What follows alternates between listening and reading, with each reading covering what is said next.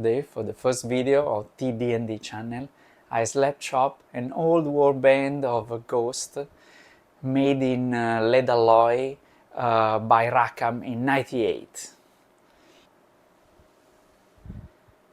I watched dozens of video on the fastest and the best way to paint them, and I understood that just with 4 color layered and dry brushed, you can get a very great result. So let's get started. I will use this color, the white. It's just an acrylic white. Then this very light blue from Titone, another shade of blue always from Titone, and then this one is just an acrylic color called Ultramarine. With the first 3 miniatures, I used a slightly different process, trying to figure out which will give the best result. I primed all these 3 guys with a very diluted white, then covered the 3 miniatures with the 3 different shades of blue.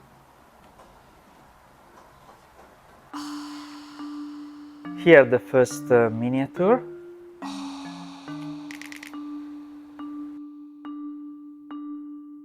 As mentioned previously, I primed the miniature with a very dilute white.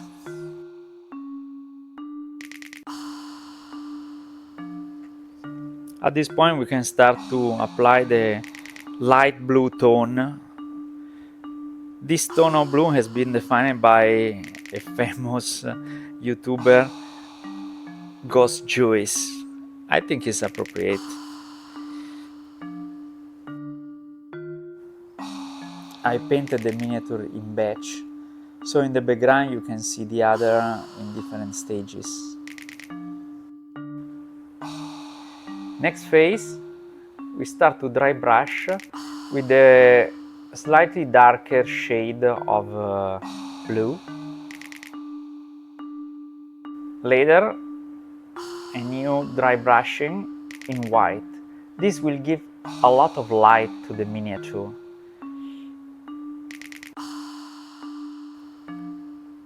Dry brush is like no brain. The important that the brush is dry, very dry.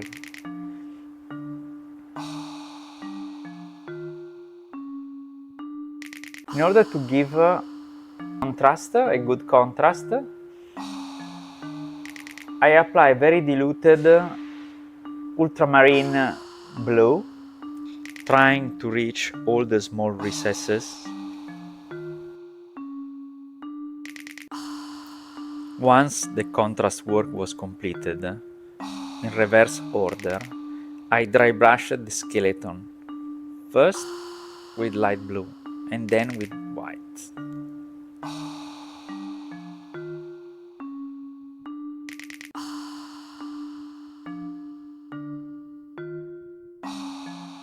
That's it. The miniature is almost complete. I used the color green for the base, and in the bottom that you see in the video there is just water. The base was previously decorated with some stones, little stones, and now I cover everything in green, creating a realistic effect.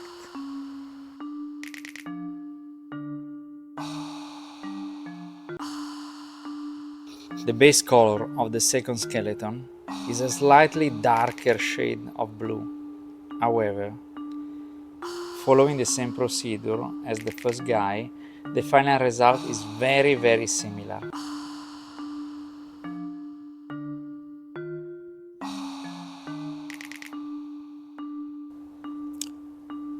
The third skeleton had a much darker base in ultramarine. In this way, I could experiment which base color would give me the best result. So, this one is too dark, this one is okay, this one is perfect.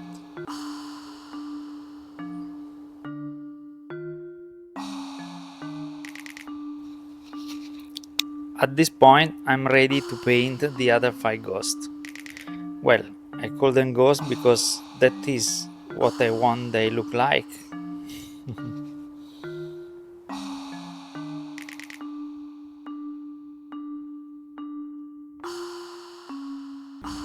Okay, here the other 5 guys ready for the other stages.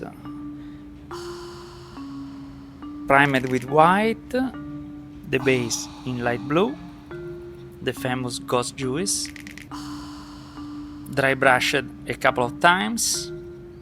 They are all gorgeous, especially the Centaur.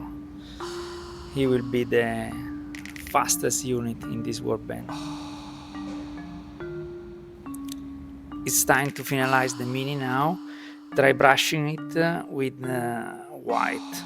The important is that on the brush there is very a little of paint. It's coming out quite nicely. I like it.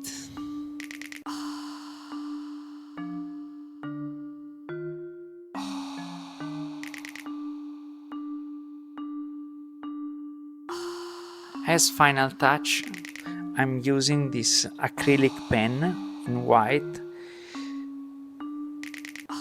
to highlight all the edges.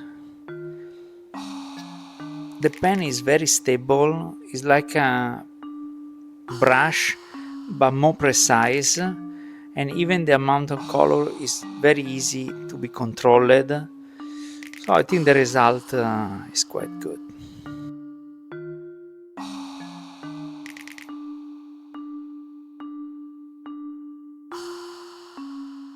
And the same with the other Mini, all the edges highlighted in white with this acrylic pen.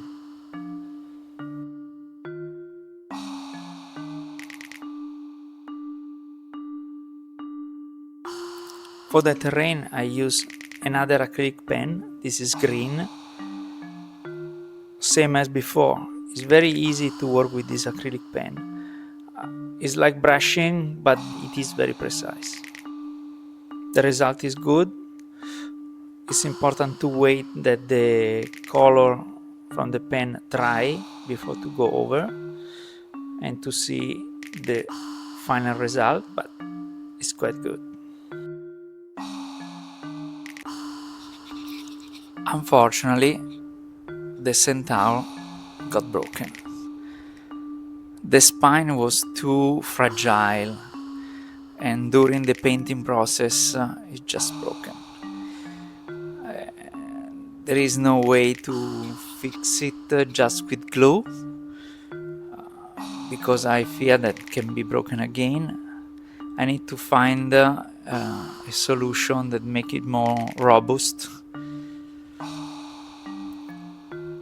Moreover, even the legs are quite fragile, so I fear that other part can get broken, so I need to put a kind of support under the miniature to make it generally more robust. I did a video for the whole process, the fixing process. Here, just for the sake to complete this army, I will jump directly when the fixing will be complete.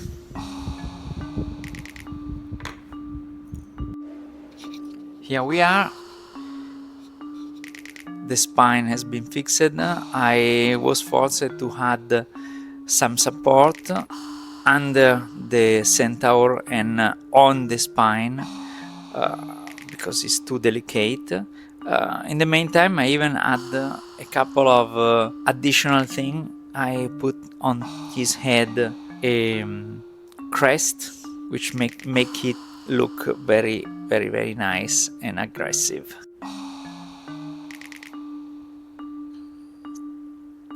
Now it's time to repaint it. Same procedure as the other ghost, light blue base, dry brush with a darker blue, wash with a very diluted ultramarine, and then highlighted with a white dry brush.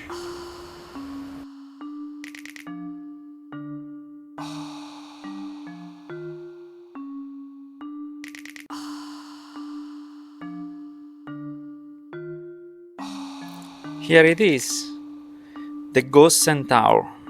He looked very nice, gorgeous. He has the crest, come out nicely after the reworking. The fresh chopped head attached to his side even looks very cool. He will be a very strong unit. The warband is complete. Here are all the Rakam's ghosts on display in all their might and spookiness. I'm very pleased with the final result. I had to do some few tests on the first 3 skeletons, but painting the entire warband was quite quick and fun. They look even scarier with the blue light. This is my favorite.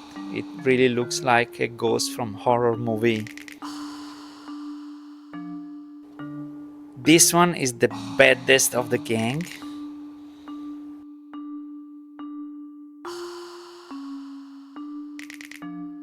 Before, the lead alloy ghost.